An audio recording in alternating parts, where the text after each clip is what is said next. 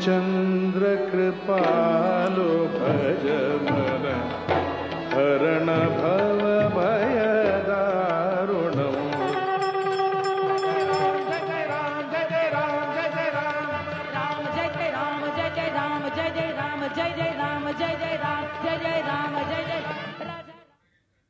রামলালার দর্শনে আজকে সকাল থেকেই উপচে পড়া ভিড়ের ছবি আমরা দেখাচ্ছিলাম। ভিড়ের চাপ সামলাতে হিমশিম খাচ্ছে রীতিমতো মন্দির কর্তৃপক্ষ।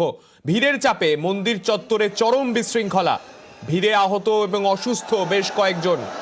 সকাল থেকেই আজকে উপচে পড়া ভিড় ছিল অযোধ্যার রাম মন্দিরে, আর সেখানে চরম বিশৃঙ্খলা, কেননা বিপুল সংখ্যক ভক্ত তারা ইতিমধ্যেই যেভাবে কাতারে কাতারে তারা ভিড় জমিয়েছেন আজকে রামলালার দর্শন পেতে, তাতে তাদের সামলাতে কার্যত হিমশিম খেতে হচ্ছে স্থানীয় প্রশাসনকে। অসুস্থ হয়ে পড়েছেন অনেক দর্শনার্থী, যারা বয়স্ক রয়েছেন, যারা সক্ষম নন সেভাবে, তাদের অনেকেরই কষ্ট হচ্ছে সেখানে আজকে দর্শন সারতে, কেননা যেভাবে আজকে সকাল থেকেই যে ভিড়ের ছবি আজকে চোখে পড়েছে তাতে আজকে তাদের অনেকেরই ভোগান্তির সম্মুখীন হতে হচ্ছে। আমাদের সঙ্গে রয়েছেন আমাদের প্রতিনিধি সোমরাজ অযোধ্যা থেকে সরাসরি। আমি সোমরাজের কাছে যাব। সোমরাজ, সকাল থেকে বিশৃঙ্খলার ছবি সামনে এসেছে, এখন দর্শন কি আদৌ করা যাচ্ছে নাকি বিশৃঙ্খলার ফলে কোনো বাধা সৃষ্টি হয়েছে? দেখো, মূলত বিশৃঙ্খলার পরে পুলিশের তরফে আরো বেশ কয়েক দফা পদক্ষেপ নেওয়া হয়েছে, কিন্তু রামলালার যে গর্ভগৃহ সেই গর্ভগৃহ পর্যন্ত যেতে দেওয়া হচ্ছে না পুণ্যার্থীদের। মন্দিরের ভেতরে এখনো পর্যন্ত প্রবেশ করতে দেওয়া হলেও কিন্তু গর্ভগৃহের ভেতরে রামলালা দর্শন করতে দেওয়া হচ্ছে না, তেমনটা এখনো পর্যন্ত জানা যাচ্ছে। যারা ভেতরে যাচ্ছেন তাদেরকে ভেতরের মন্দির চত্বরে থাকতে দেওয়া হচ্ছে, কিন্তু রামলালার গর্ভগৃহ পর্যন্ত যেতে দেওয়া হচ্ছে না। সকাল থেকেই পুণ্যার্থীদের এতটা ভিড় হয় যার জন্য কিন্তু পরিস্থিতি বেসামাল হয়ে যায়। রীতিমতো ধস্তাধস্তি শুরু হয়, দৌড়াদৌড়ি শুরু হয়, এবং দৌড়াদৌড়িতেই কয়েকজন অসুস্থ হয়ে পড়েন, কয়েকজন পড়ে যান। প্রায় পদপিষ্টের মতো ঘটনা ঘটার মতো পরিস্থিতি তৈরি হয়। তার সঙ্গে প্রচুর পুলিশ বাহিনী মোতায়েন করা হয়, কিন্তু পুলিশ বাহিনী মোতায়েন করা হলেও যত সংখ্যক পুণ্যার্থী আর জড়ো হয়েছিলেন অযোধ্যায়, তার জন্য রীতিমতো বেগ পেতে হয় পুলিশকে গোটা পরিস্থিতি নিয়ন্ত্রণে আনার জন্য, এবং এর জেরে কয়েকজন অসুস্থ হয়ে পড়েন।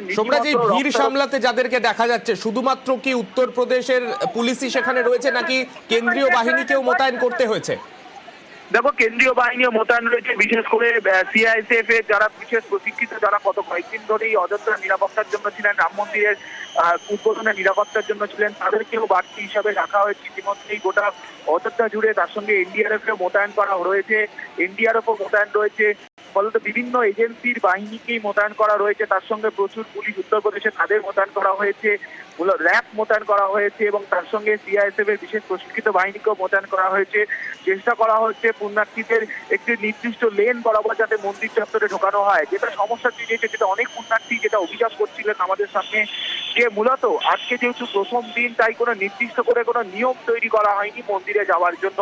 আর সেই নিয়ম তৈরি না করার দরুনই এই সমস্যাটার মধ্যে পড়তে হচ্ছে, যেহেতু আজকে প্রথম দিন এবং লক্ষাধিক পুণ্যার্থী, 5 লক্ষেরও বেশি পুণ্যার্থী আজ এসে পড়েছেন।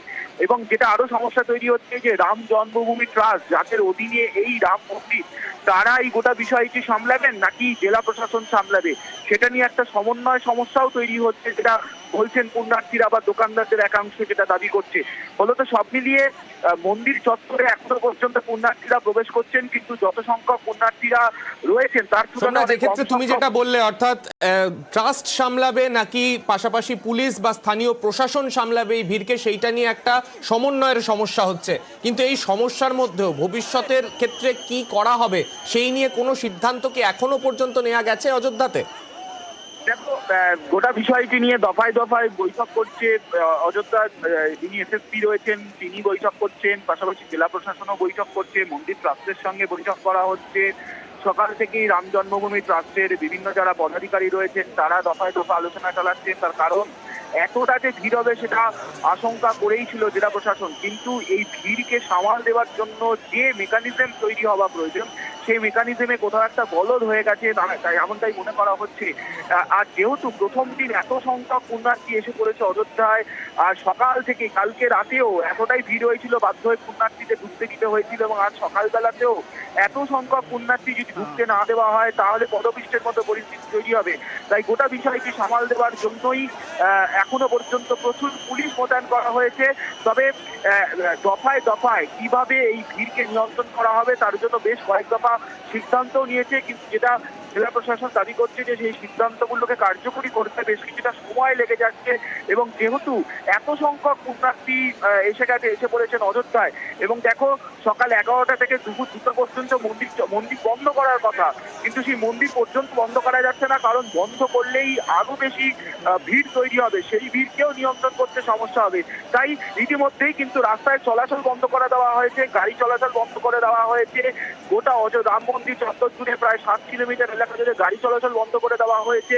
এমনকি যারা এখন এই মুহূর্তে পুণ্যার্থীরা ঢুকছেন তাদেরও যাতায়াতের উপর নিয়ন্ত্রণ করা হচ্ছে, কারণ ভেতরে অর্থাৎ রাম মন্দিরের চত্বর সংলগ্ন অঞ্চলে যত সংখ্যক পুণ্যার্থী ঢুকে রয়েছেন তাদের না বেরাবা পর্যন্ত নতুন করে আর পুণ্যার্থীদের দেওয়াতে ঢুকতে দেওয়া হচ্ছে না। এই মুহূর্তে যা অবস্থা রয়েছে গোটা অযোধ্যা জুড়ে 5 লক্ষেরও বেশি পুণ্যার্থী ইতিমধ্যেই দর্শন করেছেন, যেটা এখনো পর্যন্ত জানা যাচ্ছে। ফলত এই সংখ্যা রয়েছে তাকে নিয়ন্ত্রণ করতে গেলে যে পরিমাণ পুলিশের প্রয়োজন, আরো পুলিশ মোতায়েন করা হচ্ছে, আরো কেন্দ্রীয় বাহিনী মোতায়েন করা হচ্ছে।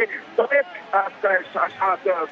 কিছুক্ষণ আগেই বেশ কয়েকটি বিক্ষিপ্ত ঘটনাও ঘটে, কিন্তু তা সত্ত্বেও মন্দির চত্বর আপাতত খোলা রেখেছে, যারা আসছেন তারা মন্দির চত্বরে প্রবেশ করতে পারছেন। সব থেকে বড় কথা যে ভিড়ের ছবি আমরা দেখতে পাচ্ছি, একে ভিড় না বলে জনপ্লাবন বলাই ভালো, কেননা যেভাবে মানুষ কাতারে কাতারে ভিড় জমিয়েছেন তাতে এই রকম বিশৃঙ্খলা পরিস্থিতি হতেই পারে, কেননা যেরকম ভাবে তারা ম্যানেজ করছেন এখনো পর্যন্ত বেশ কিছু সমন্বয়ের অভাব রয়েছে বলে আমাদের প্রতিনিধি সোমরাজ জানাচ্ছিল সেখান থেকে। তাই সেক্ষেত্রে এই এত বড় ভিড়কে ম্যানেজ করে সেক্ষেত্রে মন্দির দর্শনের যে সঠিক উপায় কিভাবে বের করা যেতে পারে তা নিয়ে কিন্তু এখনো পর্যন্ত দফায় দফায় বৈঠক চলছে, এবং গোটা বিষয়টার উপর আমাদেরও নজর থাকবে। ধন্যবাদ সোমরাজ।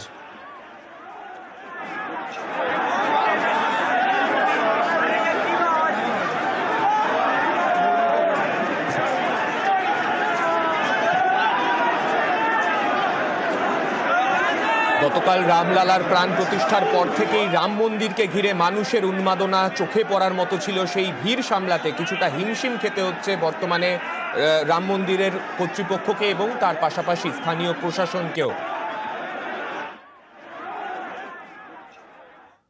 গতকাল রাম মন্দিরের রামলালার প্রাণ প্রতিষ্ঠার পর থেকেই রামলালার যে মূর্তিকে ঘিরে এত উন্মাদনা মানুষের, সেই মূর্তি নানান গয়নায় সাজানো হয়েছে রামলালাকে।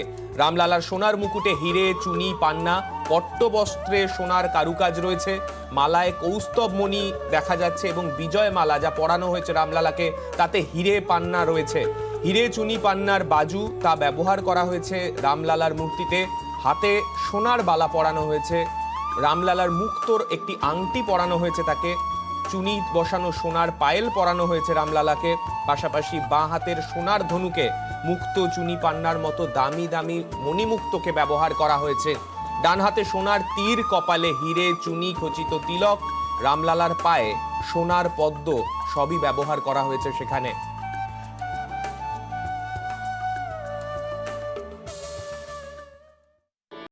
श्री रामचंद्र कृपालो भज मन हरण भव